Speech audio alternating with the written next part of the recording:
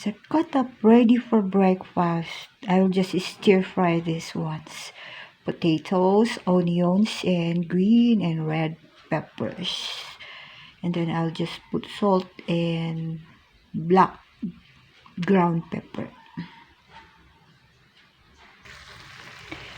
And what I'm cooking right now is made up of potatoes, parsley, onions, and eggs.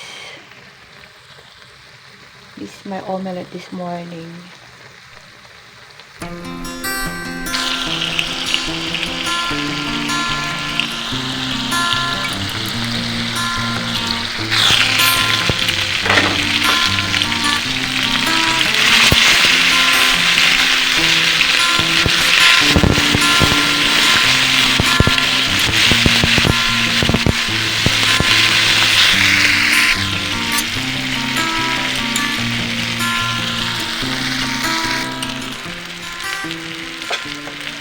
This is just about done.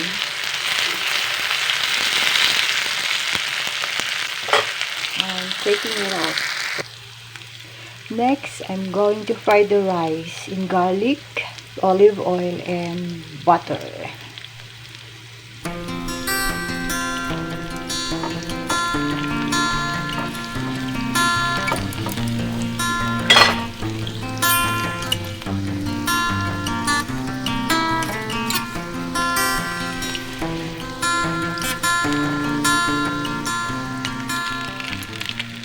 This rice is a leftover from last night, so I'm frying it this morning.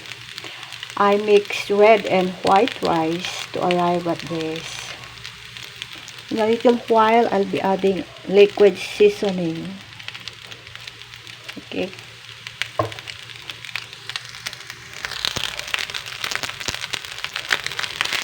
This fried rice is almost done.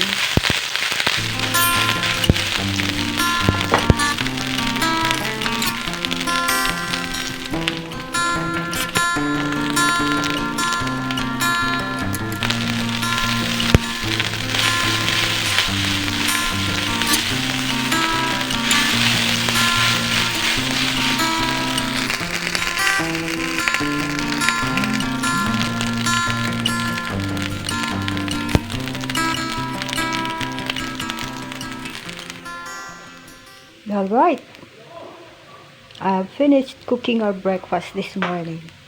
Fried rice, it's a combination of red and white rice, potatoes, stir-fried with peppers and onions, and omelet, eggs, potatoes, onions, and parsley. I have added black pepper powder ground here in this omelette, and also here, and some salt and seasoning. Thank you for watching. Good day. Subscribe please.